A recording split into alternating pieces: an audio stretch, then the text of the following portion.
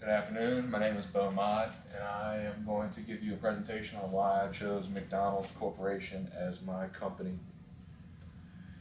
As our project overview, we were told to analyze the Dow Industrial Average 30 companies and look at the past 5 years of their financial statements and choose one company that you like best based on their 2012 numbers, and then back up your decision. Just a basic short intro of McDonald's. They had an IPO of $22.50 per share back in 1965. Last year in 2012, they had $27 billion in sales, along with a market cap of $100.2 billion. Being that they're a worldwide company, these numbers are very good. I started off with my efficient frontier. I use standard deviation as a measure of risk and the average of their 5 year returns as the Y variable. And then along my efficient frontier, you would have McDonald's here, IBM, and Home Depot. And as a risk-averse investor, I would choose any one of those three companies to add to a portfolio based on my risk preference. I chose McDonald's as it yielded the highest return for my given level of risk. Here in this slide, I just showed basically how McDonald's has outperformed the Dow Jones Industrial Average of the 30 companies for the last 5 years. The green line is McDonald's and the blue line is the Dow. Starting off, look with liquidity. I went with short-term liquidity is where I started to look at McDonald's. With the lack of stability in the economy over the past couple of years and extremely low interest rates, businesses seem to be hesitant with making new investments.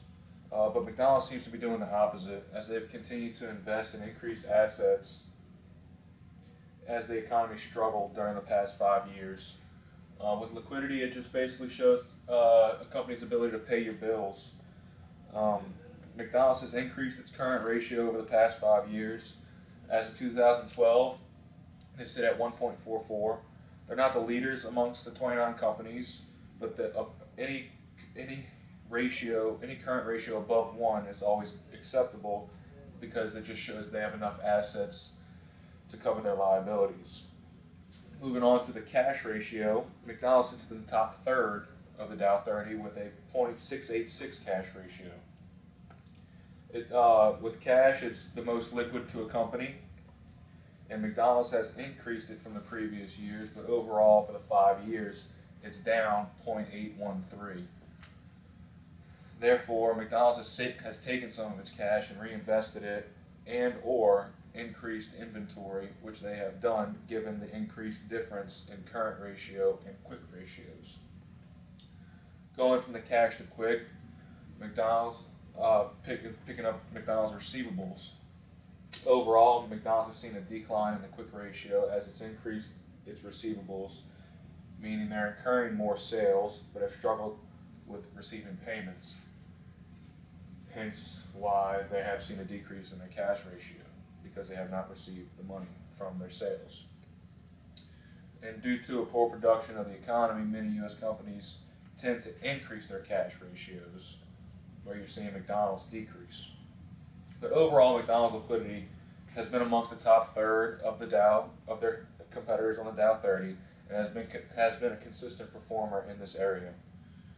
Looking at long-term liquidity now, McDonald's has increased its debt to equity by almost 17% in the past 5 years, and they are a top 10 levered firm on the Dow 30 at 89.13. Meaning for every $1 in equity, they are having $89.13 of debt. It also sits at the top 5 in total debt, which is total liabilities to total assets. So they're a highly levered firm. The tier ratio for McDonald's is at 16.16, which places them in the top half and will probably and it will probably become lower if this trend continues as being a high levered firm. TR ratio just basically shows if the company can afford their debt and directly influences their credit ratings, but McDonald's seems to be doing just fine, hence their TR ratio at 16.16. Their annual interest, they're earning 16.16 times their annual interest obligations. As we do like debt, but we do not like too much debt because it magnifies gains and losses, but in this case it has been magnifying McDonald's gains. Moving on to the most important area of a company's financials is ROE, return on equity. It's the ability to maximize shareholder wealth. McDonald's has increased its ROE 22% to 15.98 since, and it stands upon the top 5 of the Dow 30 and as 4th overall. So I wanted to look into ROE and see what's driving this cause.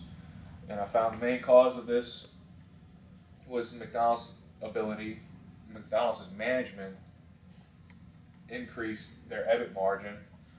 And EBIT margin is the amount of revenue from sales that remains after their operating expenses. The management increased it from 27.42% to 31.24%. The second factor driving the high ROE is the increase in leverage. A 14% increase from 2.02 in 2008 to 2.3 in 2012.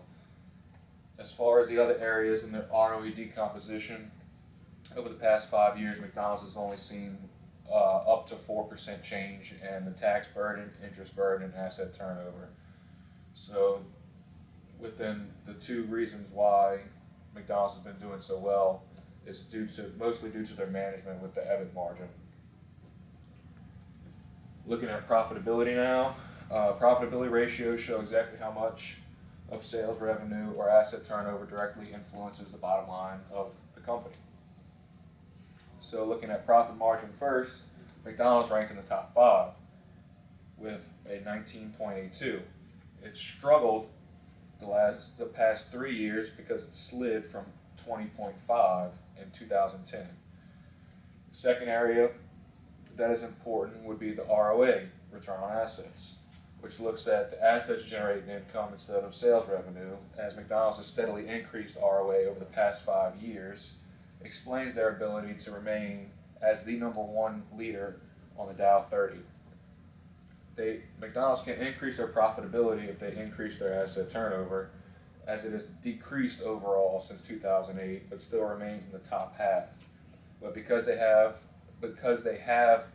sustained the solid turnover and an exceptional profit margin combined, that keeps McDonald's at the top of the ROA category.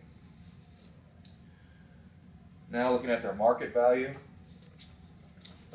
McDonald's price to earnings is basically a ratio to explain the company's future compared to its previous years, and it allows me as an investor to determine if the stock is under or overpriced.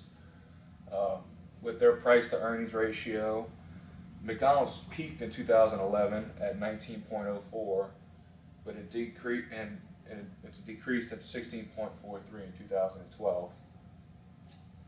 So it is coming down as it is becoming more of a realistic value as it's been underpriced.